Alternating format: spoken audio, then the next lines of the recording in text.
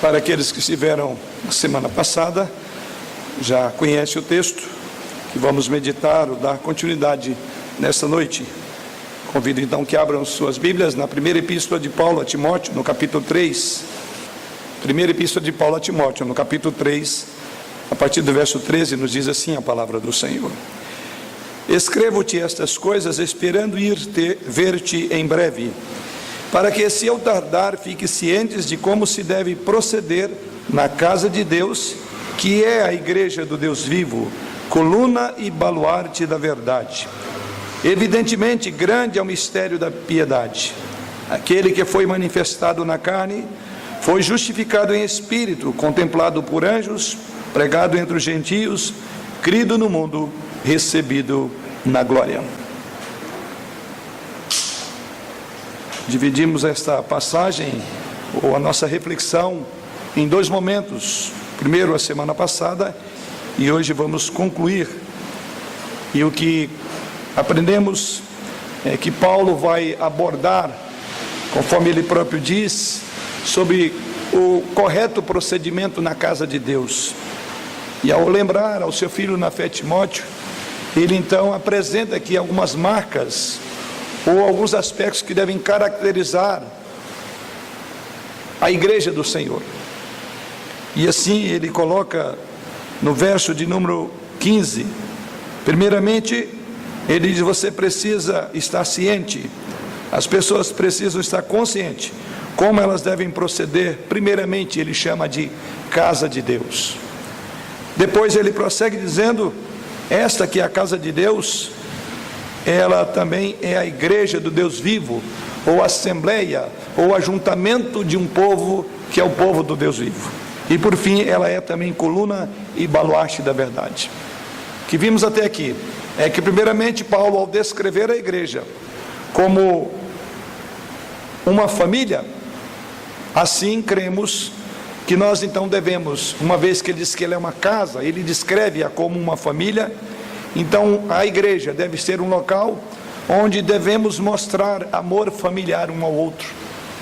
A igreja, por ser uma família, deve priorizar relacionamentos um ao outro. Por ser uma família, a igreja deve dar suporte uns aos outros. E por ser uma família, a igreja deve aprender na convivência da sua própria diversidade.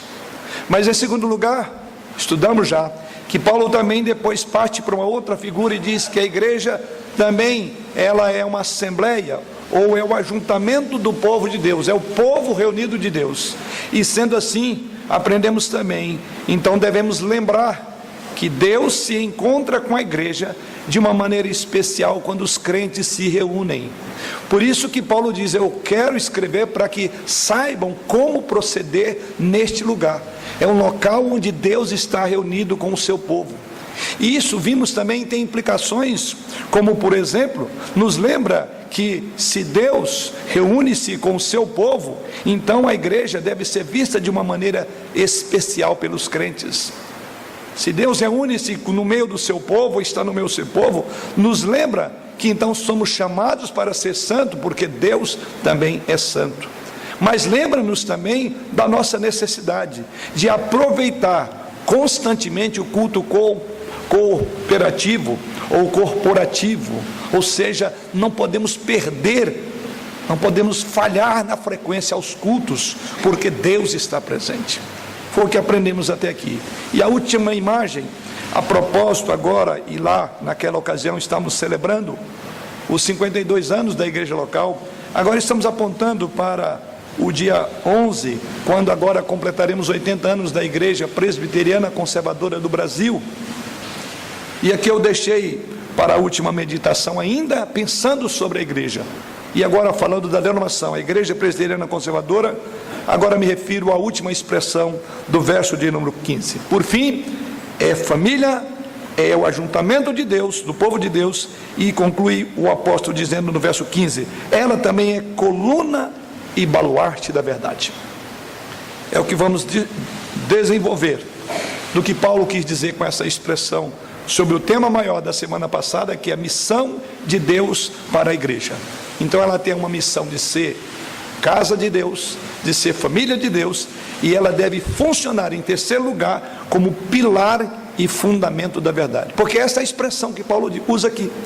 É assim que ele descreve: ela é coluna e baluarte da verdade. Vamos orar. Pai, mais uma vez suplicamos a tua bênção, a tua direção para a tua palavra, que agora vai ser exposta, uma vez que já foi lida.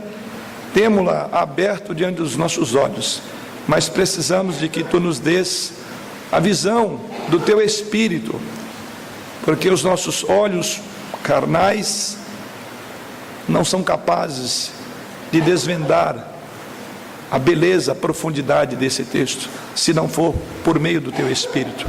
Como também não somos capazes de torná-la prática em nossa vida, se também não for pela obra do teu Espírito. E é o que suplicamos nesta hora, que enquanto a tua palavra é exposta, que o teu Espírito atue em nossos corações, aplicando-a para a glória do teu nome, para a edificação de cada irmão e para o crescimento da tua igreja. Em Jesus oramos, amém. Sim, Paulo diz: a igreja é coluna e baluarte da verdade.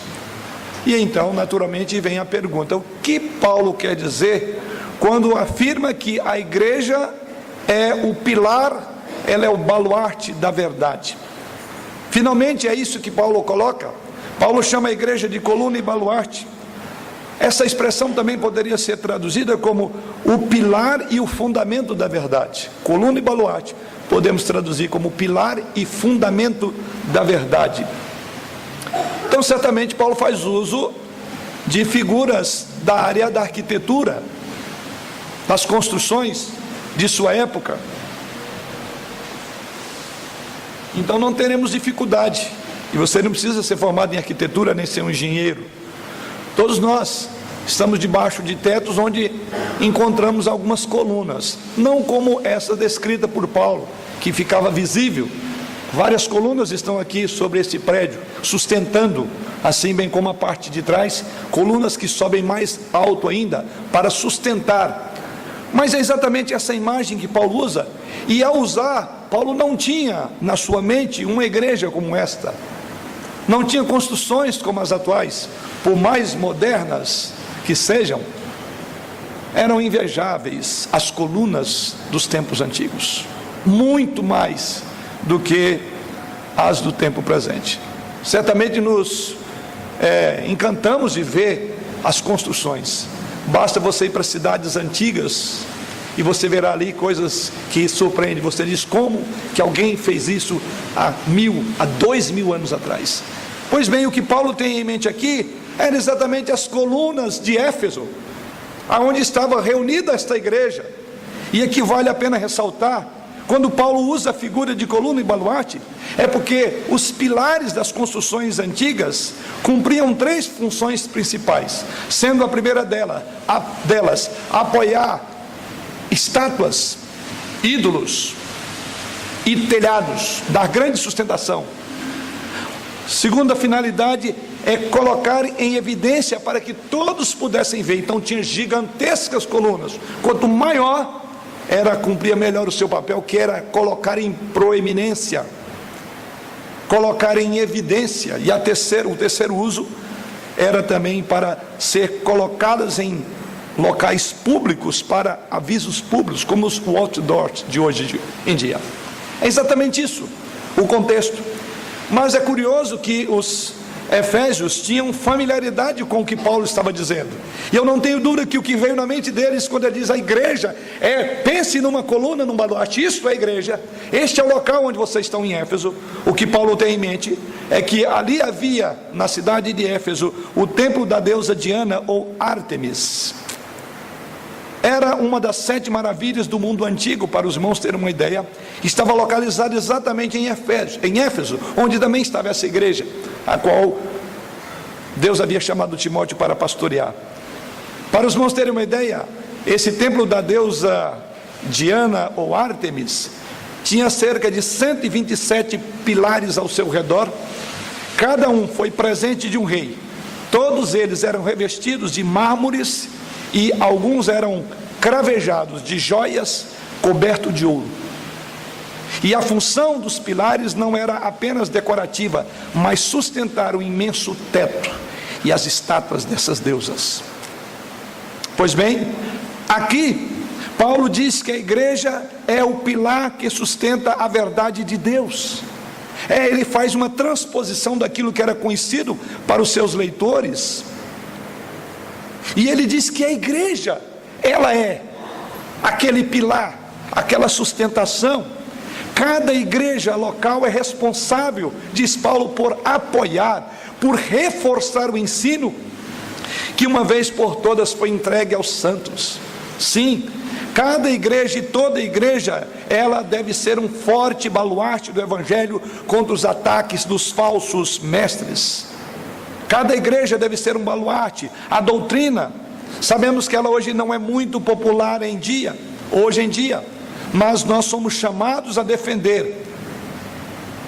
É o depósito que nos foi dado para ser salvaguardado pela igreja. A igreja não é para ser vista principalmente, mas para apoiar, para também elevar e tornar público, como também no templo da deusa Diana, aquelas 127 colunas tinham como propósito de tornar público, notório, a grandeza da deusa. Assim a igreja tem o papel hoje de tornar firme um fundamento, e ao mesmo tempo ela tem que erigir em bom e alto som a verdade, para que todos possam ver, para que todos possam conhecer. Essa é a imagem então que temos diante de nós, e essa é a imagem que queremos considerar à luz do que Paulo está dizendo. Então primeiro pense nisso. O mesmo apóstolo Paulo em Filipenses 2 versos 14, 15 ou 16, ele diz: fazei tudo sem murmuração nem contendas, para que vos torneis irrepreensíveis e sinceros, filhos de Deus, inculpáveis no meio de uma geração pervertida e corrupta, na qual resplandeceis como luzeiros no mundo, preservando a palavra da vida, para que no dia de Cristo eu me glorie de que não corri em vão, nem me esforcei inutilmente. Observe que Paulo está falando da igreja, e a igreja aqui é aquela igreja do Deus vivo, é o corpo glorioso de Cristo reunido, e ele diz para que através da igreja, esta geração corrupta possa conhecer a verdade. E o papel da igreja aqui diz, preservando a palavra da vida.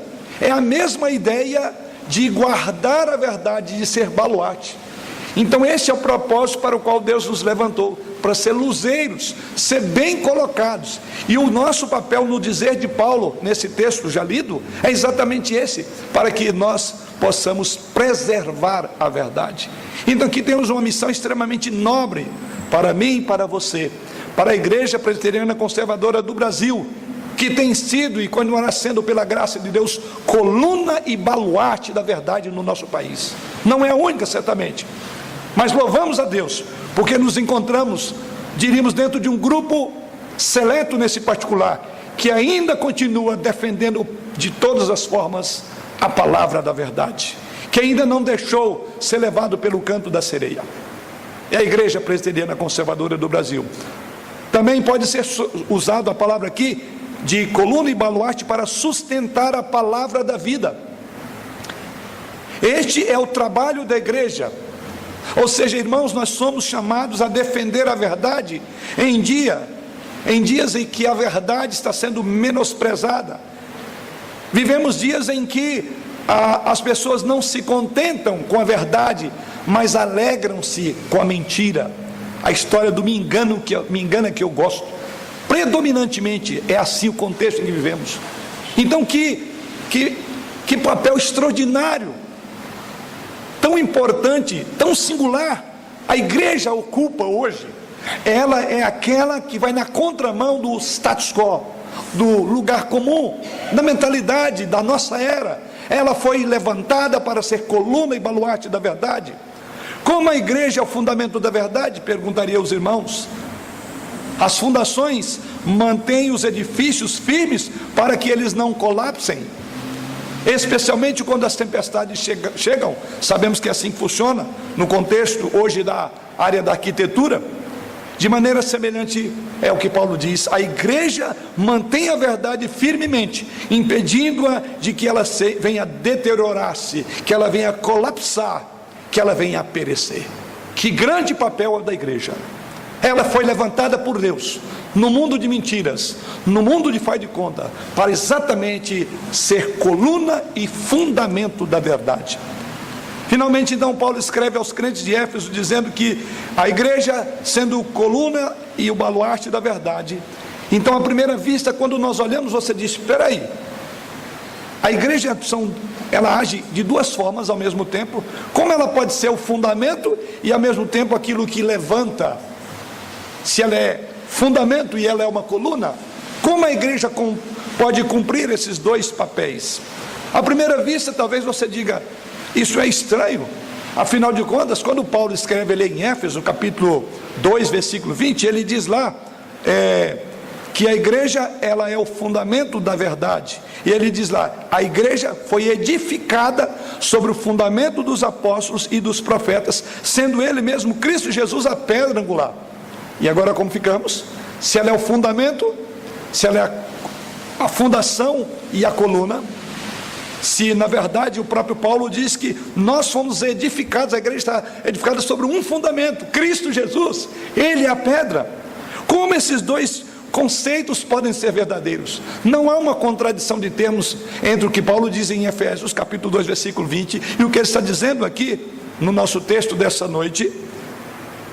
John Stott dá uma resposta muito curiosa sobre essas duas coisas, e as suas palavras são as seguintes: a igreja tem dupla responsabilidade em relação à verdade.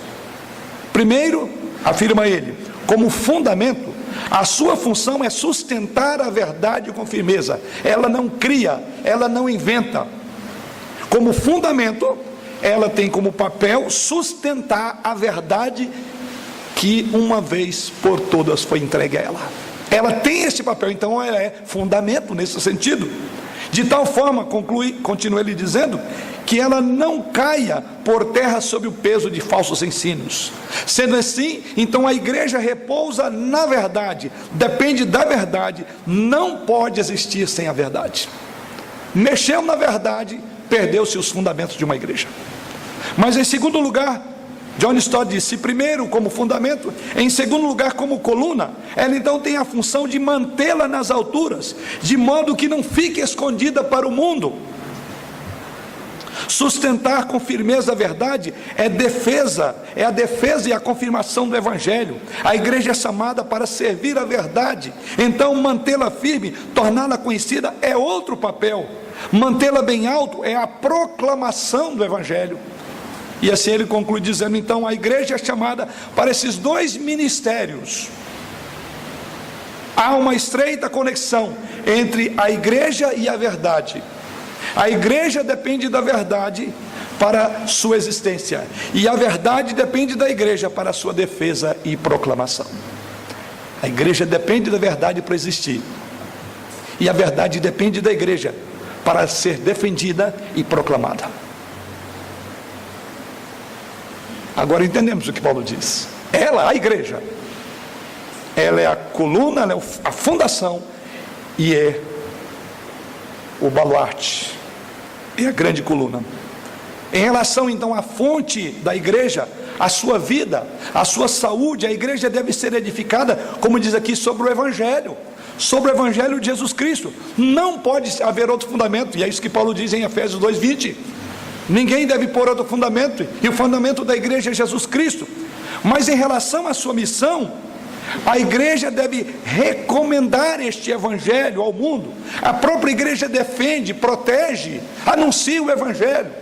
Então ela segura, ela defende as bases e ela anuncia, porque esse é o papel da nossa igreja, de todas as igrejas locais que pregam verdadeiramente o Evangelho.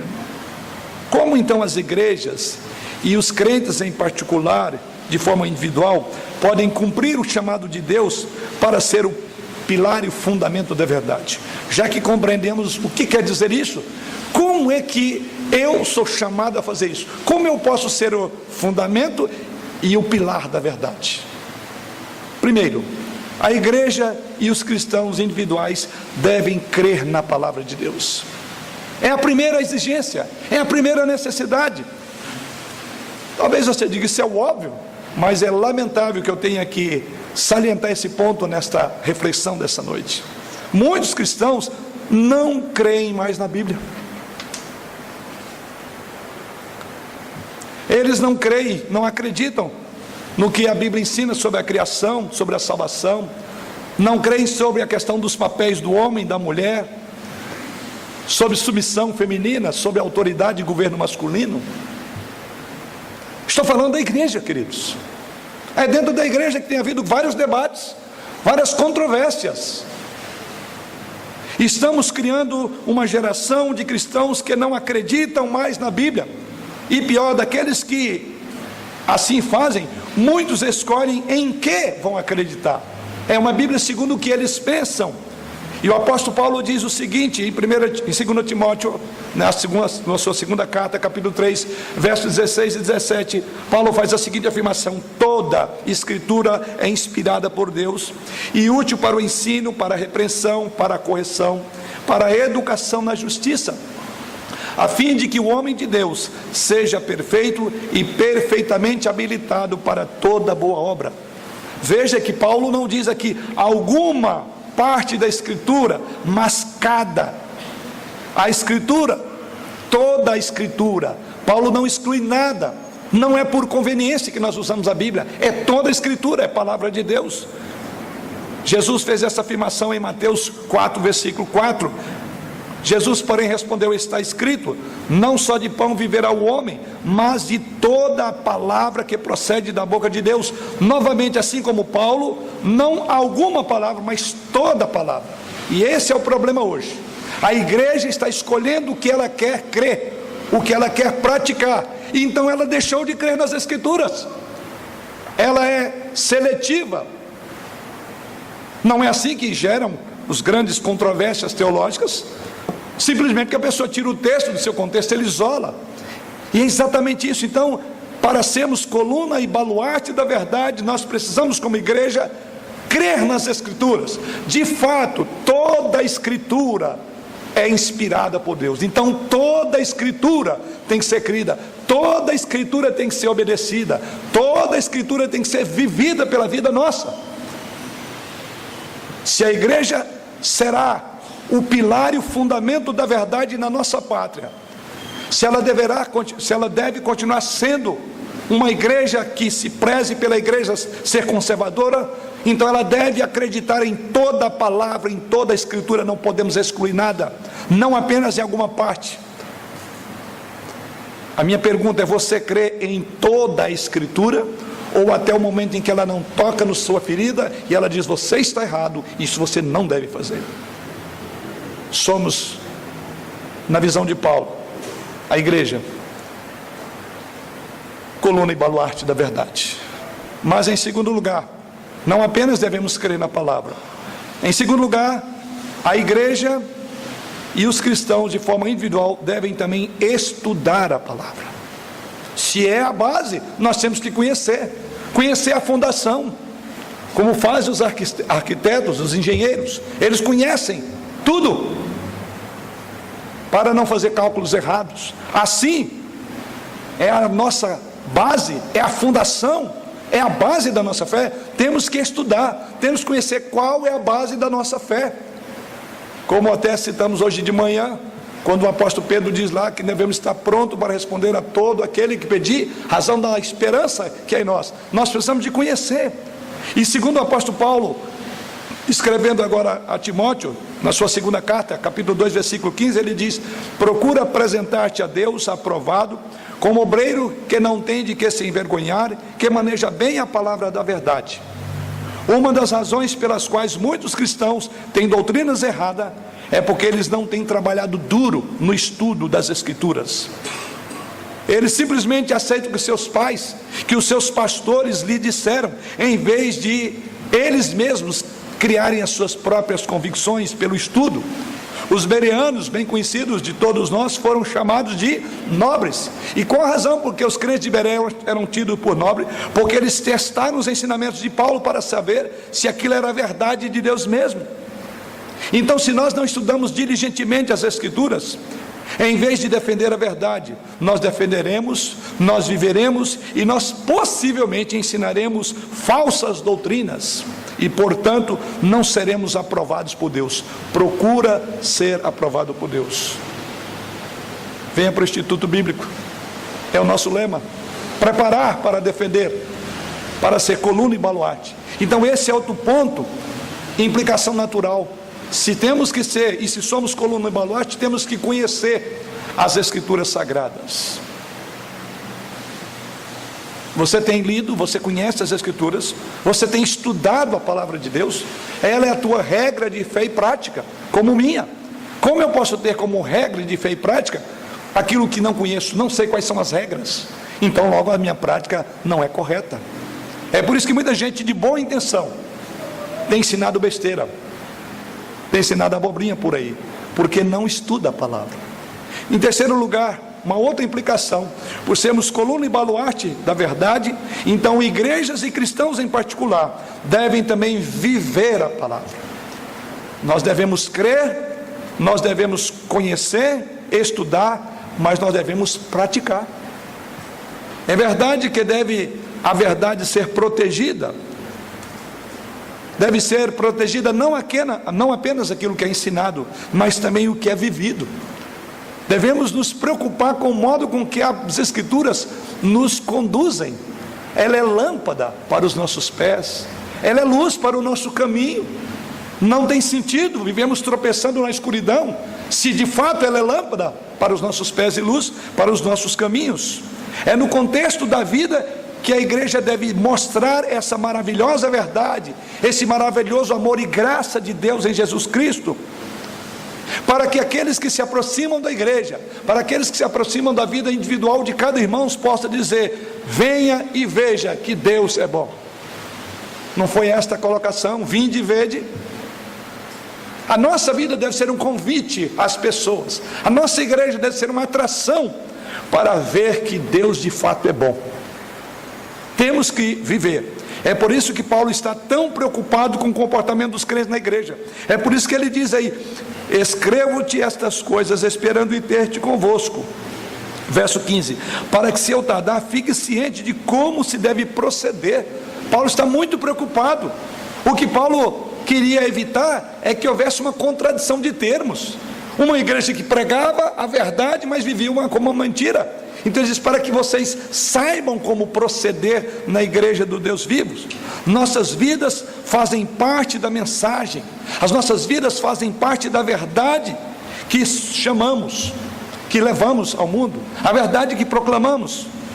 Se, irmãos, as nossas vidas não são diferentes dos que estão à nossa volta, os incrédulos, os amigos, se o evangelho não tem impactado de maneira contundente a sua vida,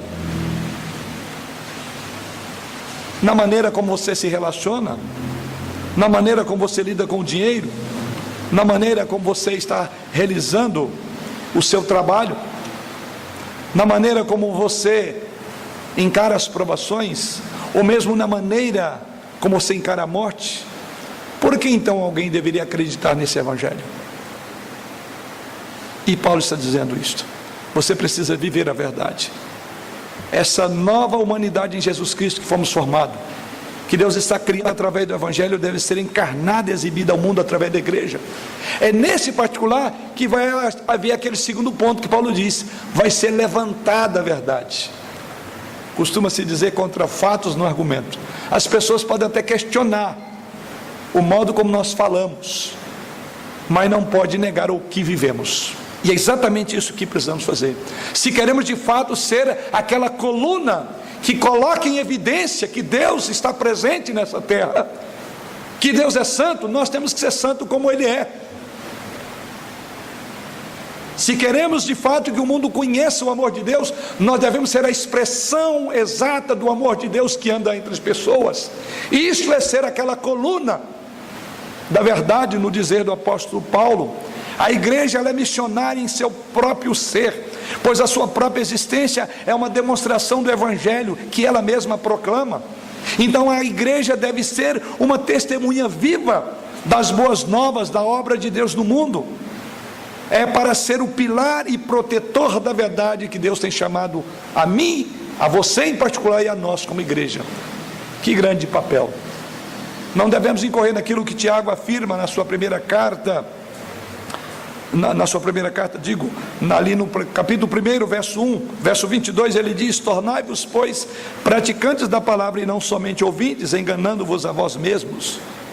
Ou seja, se a igreja será o pilar e o fundamento da verdade, ela deve não apenas ter uma ortodoxia correta, aquilo em que ela crê, mas ela deve viver uma boa ortopraxia.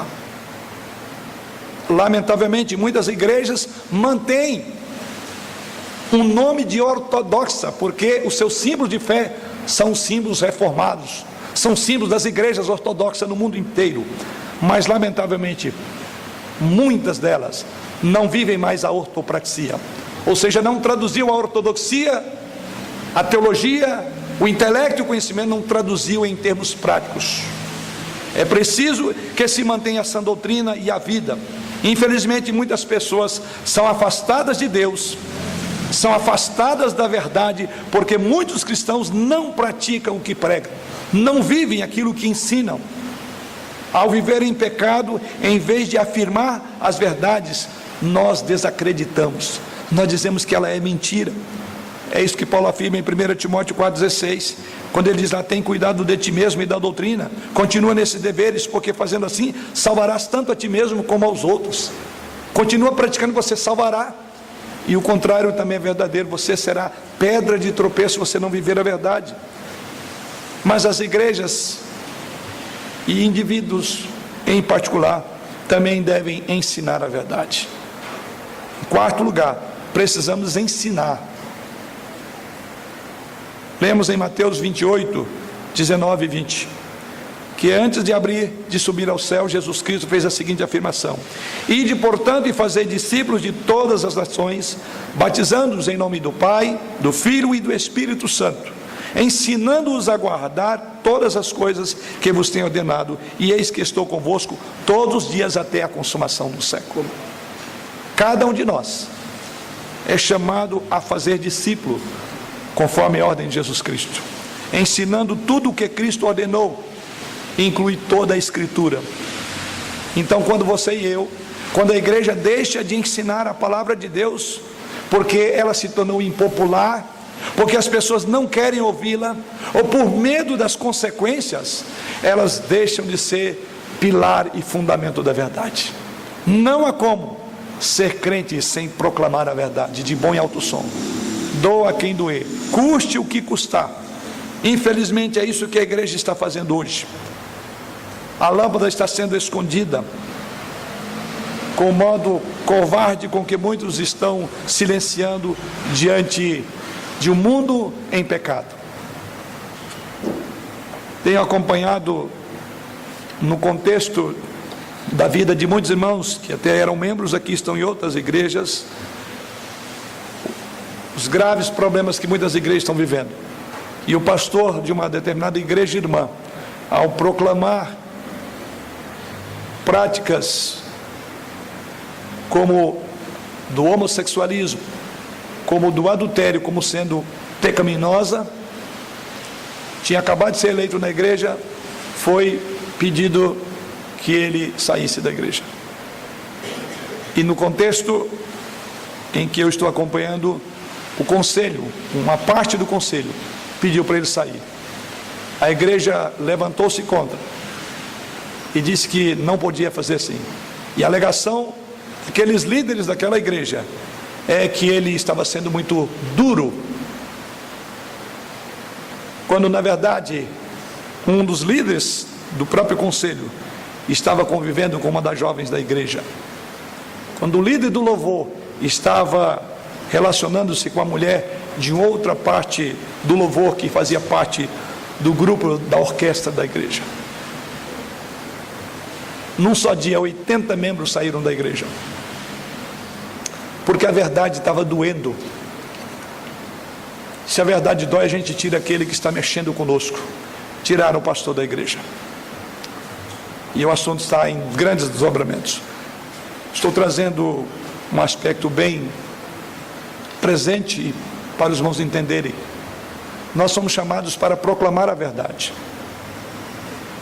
Não é fácil falar da verdade no mundo de faz de conta, no país das maravilhas, em que as pessoas querem que cantam canções para ela, no dizer do profeta, mas não querem ouvir a verdade. Veja o que Paulo diz a Timóteo, na sua segunda carta, no capítulo 4, versos 1 a 4. Ele diz, olha, sendo popular ou não, a tempo ou fora de tempo, prega. Ele afirma assim, conjuro-te perante Deus e Cristo Jesus, que há de julgar vivos e mortos, pela sua manifestação e pelo seu reino. Prega a palavra, insta, quer seja oportuno, quer não, corrige, repreende, exorta com toda longanimidade e doutrina, porque haverá tempo em que não suportarão a sã doutrina.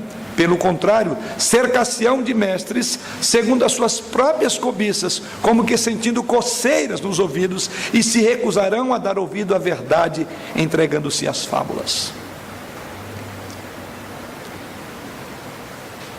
Você tem que definir de que lado você vai ficar.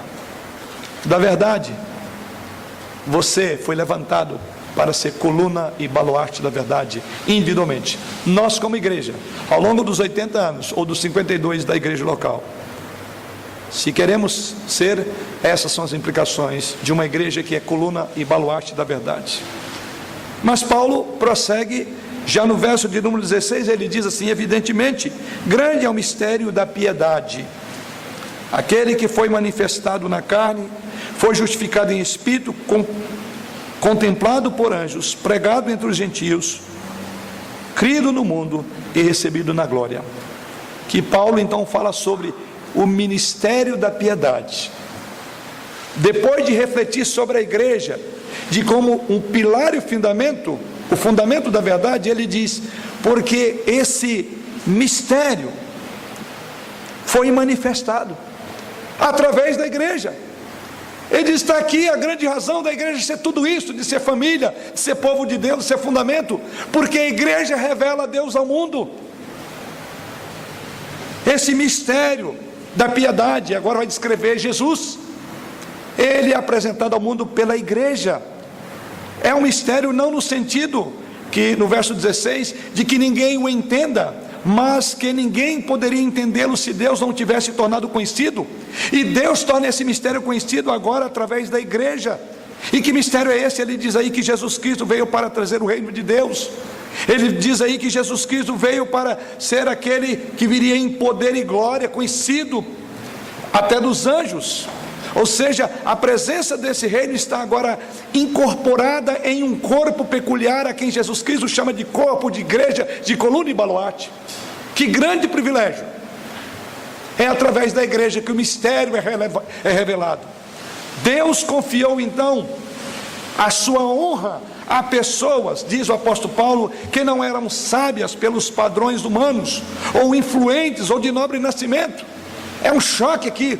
Como esse mistério que até então não era revelado, não era conhecido, a igreja tem o papel de apresentar ao mundo. E quem é a igreja? Aí Paulo diz, não foram os melhores, não são de nobre nascimento. Veja o que ele diz em 1 Coríntios, verso de número 26, ele diz que não são as pessoas de nobre nascimento.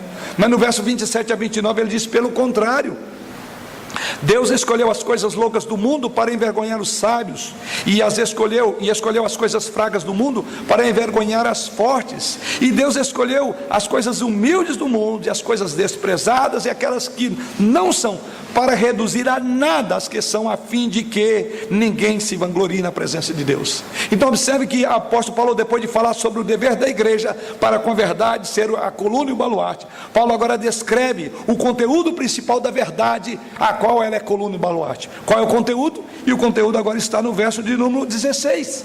E qual é o conteúdo? Ele fala que a igreja tem como conteúdo falar de Cristo, aquele crucificado, morto e ressuscitado. E então, aqui ele traz aquilo que os exegetas entendem, que ele então cita aqui uma estrofe de um hino. Então o que nós temos aqui no verso de número 16 é uma estrofe de um hino, e uma estrofe que fala sobre o baluarte, a coluna, o que ela deve apresentar. Primeiro ele diz, logo no início do verso 16, aquele que foi manifestado na carne.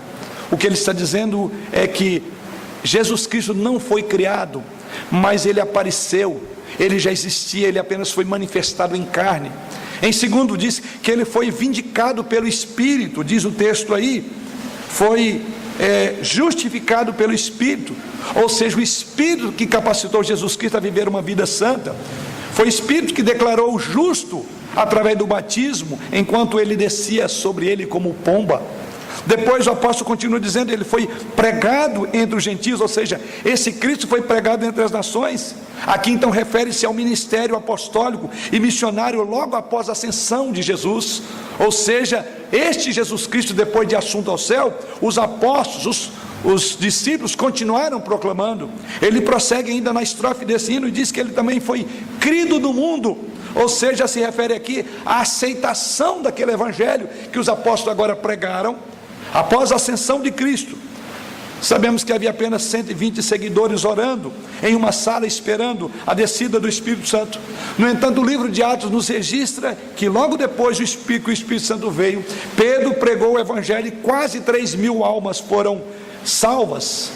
E após esse evento, milhares e milhares se incorporaram. E diz então que este Jesus Cristo foi crido no mundo. Depois o apóstolo continua na estrofe do hino dizendo, e ele foi levado para a glória. Ou seja, parece referir aqui à ascensão de Jesus Cristo.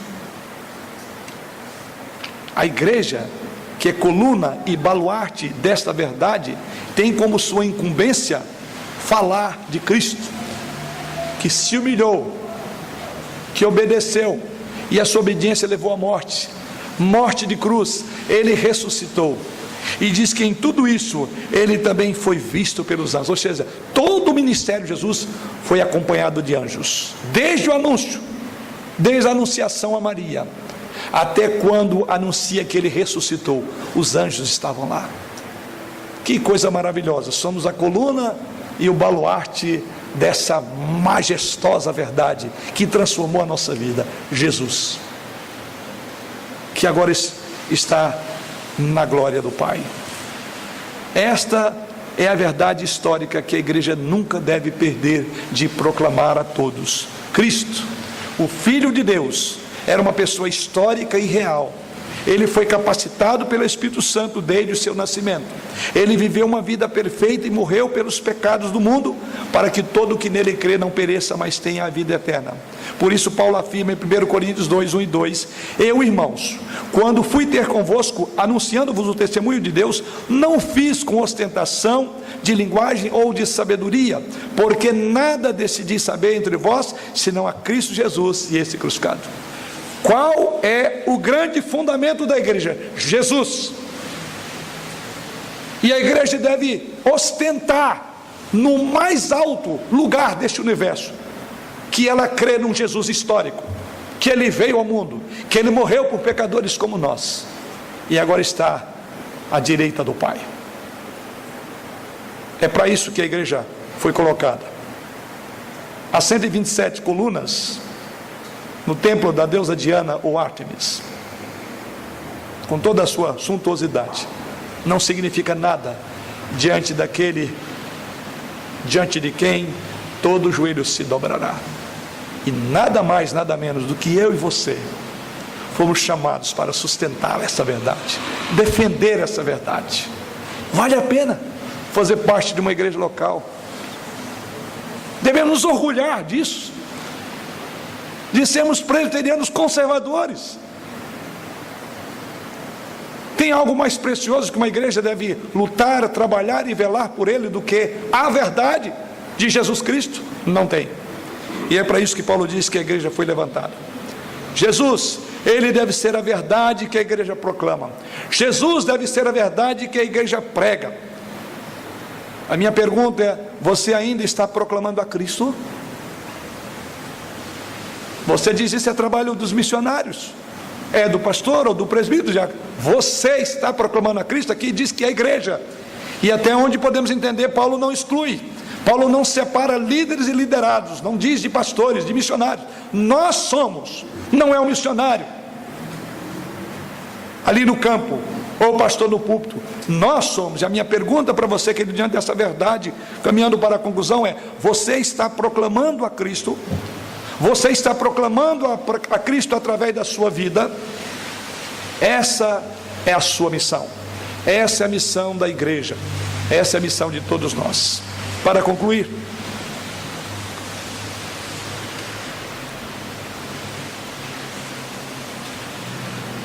a igreja como casa de Deus, a igreja como povo de Deus e do povo de Deus vivo, e a igreja como pilar e protetor da verdade. É isso que o mundo vê e olha para a sua igreja ou para a minha igreja. O mundo consegue enxergar na igreja essas três verdades que consideramos da semana passada para cá. Pergunto-lhe ainda, querido irmão, você está ajudando a igreja a cumprir a missão dela? E pergunto ainda, você está se esforçando para manter a verdade e publicá-la a todos que querem ouvir e os que não querem também? Ninguém tomba essas colunas, ninguém vai nos tombar.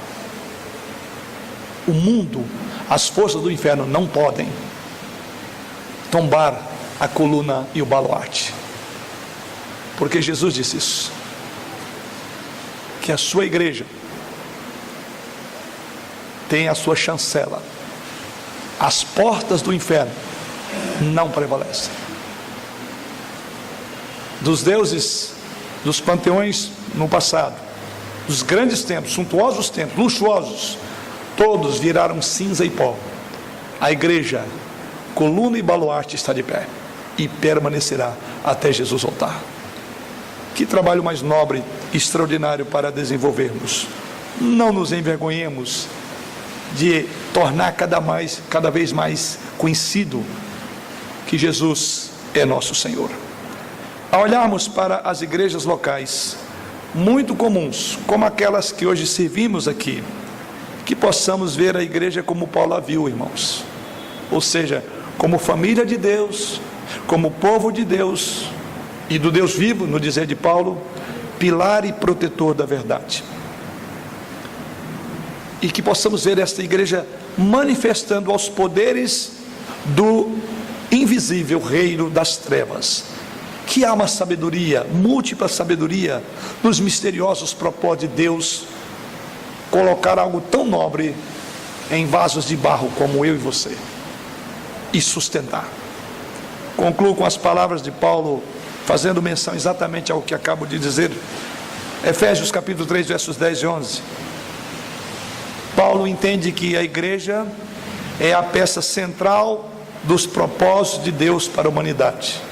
E veja o que Paulo diz. Efésios capítulo 3, 10 e 11.